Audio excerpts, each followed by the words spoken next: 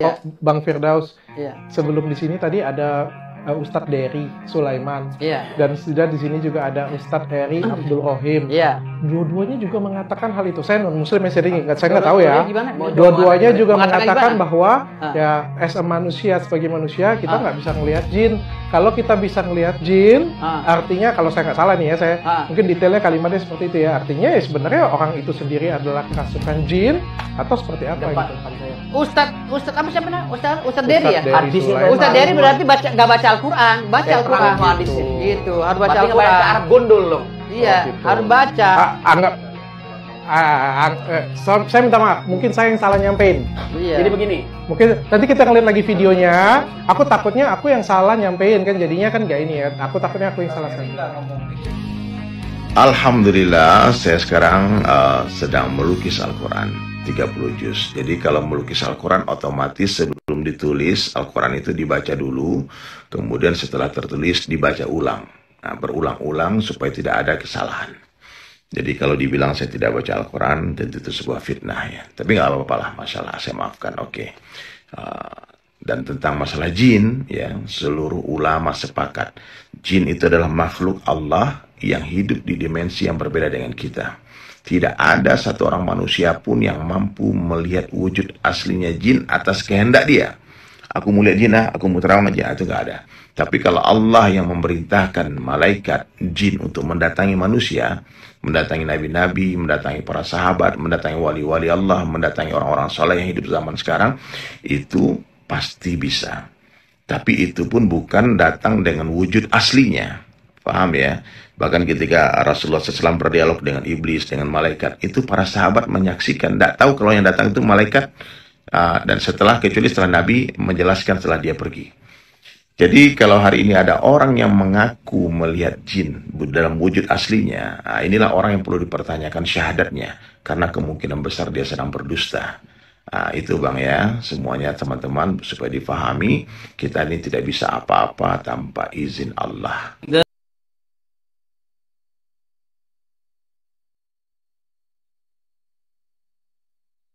Bahwa hadis Rasulullah SAW menyatakan bahwa kita melihat dalam bentuk asli itu tidak bisa. Ya, di dalam Quran bahkan dikatakan innahu yarakum huwa wa qabiluhu min haitsu la tarawnahum. Mereka itu bangsa jin itu melihat kalian itu dari tempat yang kalian nggak bisa melihat mereka. Ya, nah jadi itu ayat Quran, hadis Rasul menyatakan demikian. Maka yang bisa melihat dalam bentuk aslinya adalah para anbiya wal mursalin, para nabi dan para rasul. Tadi diberikan contoh misalnya Sayyidina Sulaiman alaihissalam. Sayyidina Sulaiman ini, Nabi Sulaiman alaihissalam itu bukan hanya dia melihat jin itu, bahkan memerintahnya. Dan yang diperintah bukan jin yang ecek-ecek kayak tadi itu, tapi ifrit ya. Ifrit itu di dalam fikih dikatakan adalah salah satu di antara jin yang paling kuat. Jadi dia bisa melakukan hal-hal yang bahkan bisa membunuh dan sebagainya, tapi dia tidak berada di dunia manusia, tengah hutan lebat ya, di tengah gunung dan jauh. Tapi Sayyidina Sulaiman alaihissalam bisa memerintahkan ifrit sampai ifrit itu menyatakan ana atika qabla an taquma min maqamik. Saya bisa bawa itu kursi singgasana Ratu Bilqis itu sebelum kamu bangun dari dudukmu, ya. Tapi akhirnya dikalahkan oleh manusia juga. Ya, orang yang diberikan ilmu dari kitab, lalu dia berkata, ana atika qabla ayyartadda ilaika tarfuk. Saya bisa mengangkat kursi itu sebelum matamu berkedip. Lalu diangkat, berarti manusia bisa mengalahkan itu. Nah, jadi saya mohon maaf ya, tadi itu kalau memang benar itu jin ya sampai dia hilang lah ya. Kalau seperti itu kan bisa jadi juga adegan gitu ya, dibikin begitu.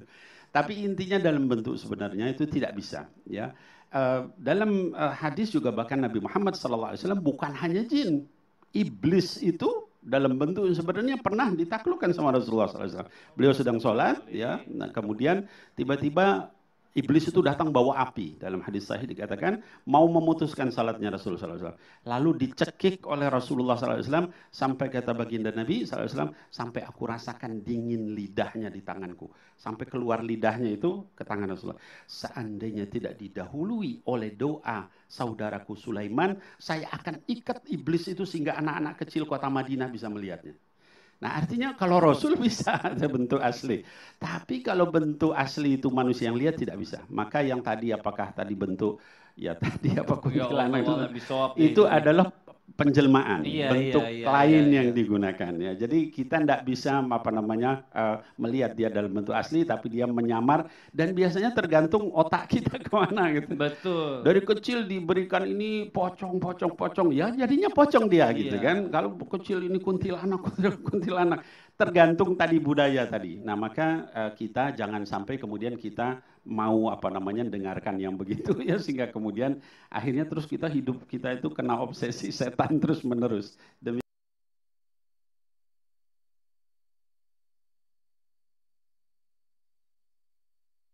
Ya, ada yang lihat nggak? Nggak ya? Nggak lihat kan? Maka kalau ada sekarang orang bilang saya ngelihat jin, itu bohong. Yang dia lihat cuma energi. Ya, energi kemudian dibayangkan pakai pikiran dia, muncullah sosok. Kenapa? Karena Nabi Syith dengan asma huruf-huruf rahasia dari Allah, dia mengunci alam semesta. Ya, Nabi Syith ini seorang nabi keturunan Nabi Adam, lahir setelah Nabi Adam 400 tahun di muka bumi. 400 tahun baru lahir tuh anak namanya Nabi Syith. Ini ibu-ibu umurnya berapa? Ada yang 400 tahun? 400 tahun di bumi, Nabi Adam dan Sayyidatuna Hawa punya anak namanya Syith. Dia punya misi berputar di alam semesta untuk menutupi antara alam jasad manusia dengan alam jin. Kalau enggak, kita ini kaget-kaget ada ngeliat jin di genteng, ya kan? Lagi naik motor kayak mau ketabrak, minum-minum, nggak enak benar. Nah, kita bersyukur kepada Allah, Allah tutup itu. Kalau Allah sudah tutup, jangan minta dibuka. Pembukaan mata batin, ya salam. Itu bukan mata batin, ya.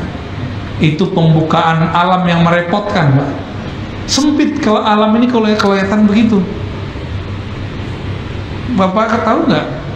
Kalau di rumah kita, di rumah yang muslim, itu jin muslim itu ada di genteng-genteng itu, di atap-atap itu deh, di dapur-dapur deh tuh. Ya. Kalau yang agak jorok dikit di WC, coba tiap kali masuk WC ada dia, kan repot Pak. Nggak jadi, malu kita kan, repot, benar-benar repot. Jadi tujuan Allah sebenarnya tidak perlu punya tujuan, tapi Allah bermaksud untuk mengajari kita.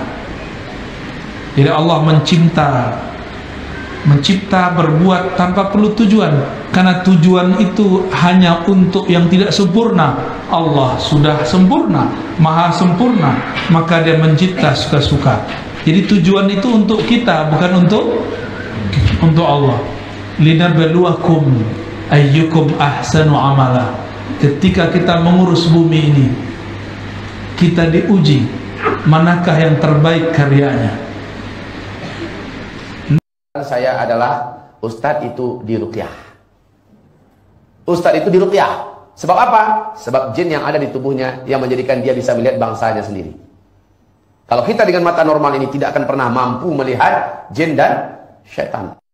Bahkan ada ustadz, kalau kita panggil ke rumah, Pak Ustadz, rumah kami ini terasa nggak enak. Ada sesuatu yang tidak normal rasanya di rumah. Sering kadang-kadang berkelebat, nampak jalan sesuatu, atau macam kami diintai dan diawasi. Satu rumah kami merasa ada gangguan, merasa ada yang nggak enak di rumah Pak Ustadz. Wah, si ustadz datang ke rumah. Langsung tiba-tiba dia mengatakan, dekat pintu itu ada tiga jin.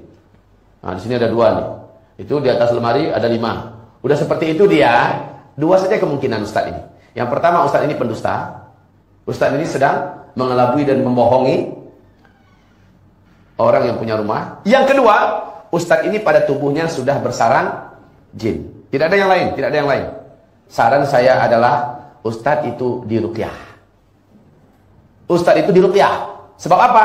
Sebab jin yang ada di tubuhnya yang menjadikan dia bisa melihat bangsanya sendiri. Kalau kita dengan mata normal ini tidak akan pernah mampu melihat jin dan syaitan. Oh, sudah disebut itu alam gaib kok dia ngelihat. Ini sudah setengah gaib orang-orang begitu tuh. Jin di alamnya alam gaib, bukan alam kita. Kita tidak bisa melihat jin, tidak melihat setan, kecuali di saat mereka menjelma menjadi manusia, seperti yang terjadi waktu di Darun Nadwah di Mekah, waktu diskusinya orang-orang kafir di saat akan membunuh Nabi Muhammad, menjelma sebagai Syekhun Najdi. Kalau ada orang katanya melihat, apakah itu benar dan tidak, ini kan perlu dipertanyakan, karena memang itu di alam gaib.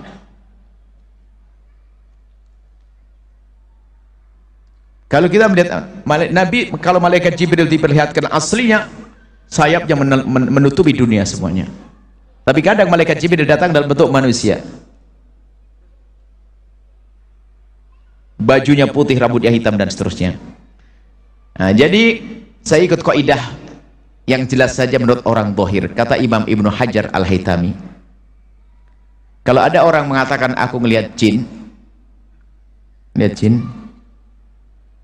atau melihat setan, maka kesaksiannya tidak diterima. Saya senang begitu, sebab ini kalau dibuka itu banyak orang bohong lihat jin nanti. Ini enggak hanya pura-pura lihat, padahal misalnya di pondok ada satu orang ngaku lihat jin di kamar mandi paling ujung, lihat hantu, kedengaran sama yang lainnya kan. Kemudian malam-malam ada salah satu anak pengen buang air kecil, mau ke kamar mandi ketakutan, nggak ada yang nemeni, paling enak ngapain? Jerit, ada hantu, gitu kan. Padahal dia bohong. Besoknya yang lainnya merasa takut lagi karena dibohongi, sehingga satu pondok bohong semuanya, ngaku lihat jin. Maka di pondok Al-Bahjah nggak ada yang lihat jin ya. Kalau lihat jin kamu jadi jin, nggak ada. Jadi ilmu itu saya tidak ngerti ilmunya, setahu saya ilmu gaib. Adapun ada orang babul karomah, diperlihatkan oleh Allah tentang keadaan di alam barzah dan sebagainya, itu langka. Ini kalau dia mengatakan saya ngelihat jin dan sebagainya, bagaimana wong alamnya beda dan memenuhi ini semuanya. Kalau ada pertanyaannya, benar atau tidak omongan orang itu? Nah, ini pertama, benar enggak? Wong jumlahnya juga tidak lebih padat dari manusia kok. Ada lagi malaikat, ada lagi alam jin dan sebagainya. Makanya saya tidak berurusan dengan orang-orang seperti itu, saya tidak bisa jawab, saya tidak jadi dia nak ngelihat beneran. Maka saya lebih enak mengatakan seharusnya tidak usah ngomong begitu. Ini palinglah halusinasi lah, hayalan. Loh, saya ngelihat beneran, urusanmu. Wong saya tidak ngelihat, matamu dengan mataku juga sama, tapi aku tidak bisa ngelihat, kamu bisa ngelihat. Jangan dibawa-bawa, jangan membiasakan kita urusan yang demikian. Oh, sudah dikatakan gaib itu, nggak terlihat kok kita jadi melihat itu. Kecuali saat menjelma, dan tidak usah takut mereka. Kalau setan menjelma menjadi manusia, ditusuk jadi sakit ya, resiko bagi dia. Baik, kemudian tadi apa katanya, kalau dia ngelihat, kalau benci sama orang kenapa? Bacaannya diikuti.